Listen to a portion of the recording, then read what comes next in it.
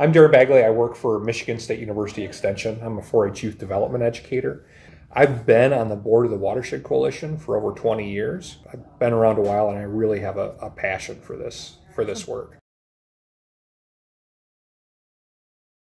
A lot of people, when they think about water resources and beauty, they think about up north or out west, and we've got this wonderful resource right here, right next to us. Every week when people go on bike rides, they say, I can't believe this is the Flint River. Or when we take them on kayak rides, they don't realize the beauty that's here. Or if they go fishing, like, oh wow, this is one of the best walleye fisheries in the state.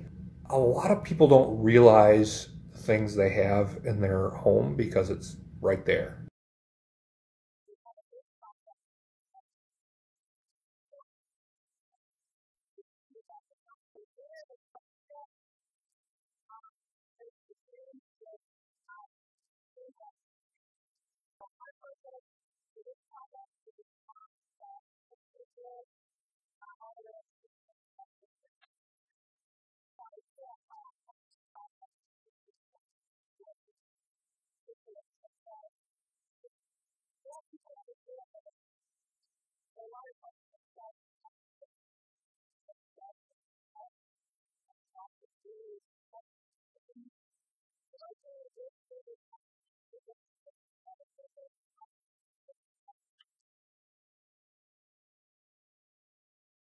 I've seen all sorts of stuff on the river in the time I've been here. I've seen actually otter, only once.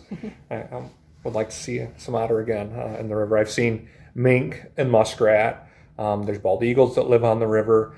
Of course, there's lots of frogs and turtles and fish. And one thing about the river is it's a corridor connecting the watershed, and a lot of wildlife actually will travel along the stream to get from one place to another within the watershed. It makes a good area for wildlife to move. One reason we do benthic testing, why we look at the critters that live in the stream, rather than just doing a chemical sampling, is because a chemical sampling is just a point in time. One of the wonderful things about rivers is you never step into the same river twice. It's always changing, it's always moving, and if something nasty gets dumped in the river, it might be gone tomorrow. And so if you test for any particular chemical or input or things like that, it might not be there. But these critters that live in the river have to live through whatever gets dumped in the water. And so it gives you a longer term picture of what the health of the river is. I'm Jamie Welch with the Flint River Watershed Coalition, and I've been running the benthic monitoring program, also known as the Water Quality Monitoring Program, for the last 10 years. The benthic monitoring program monitors the biological aspect of the river, so all of the bugs that are in the river, and it tells us their health and how many should we expect to find in those conditions and how many are we finding. So if there is some major change, we would see a huge die-off. And the fact that we're only finding more and more species and more of each of those species is showing us that the Flint River is an increasingly healthy, thriving ecosystem that is just continuing to improve overall.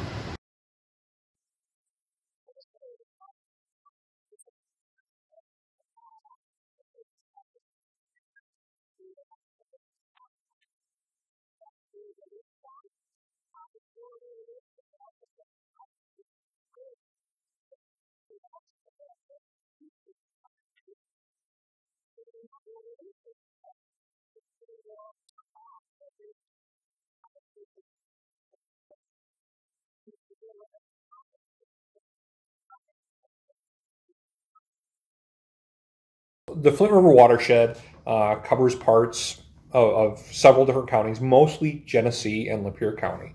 And right now we're on Gilkey Creek, which is a smaller sub-watershed that flows into the Flint River within the city of Flint.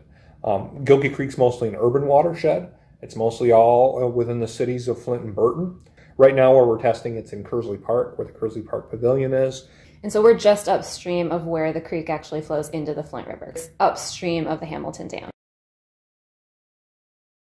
Different kinds of critters have different kinds of sensitivity to pollution. So the thing about most aquatic beetles, is they actually breathe air. And if you look at them closely, particularly if the light hits it just right, most of them have a little air bubble on their butt, and they use that like a scuba tank, and they'll stick their butt up at the surface and get some fresh air in their bubble, and then they'll go back down and swim around.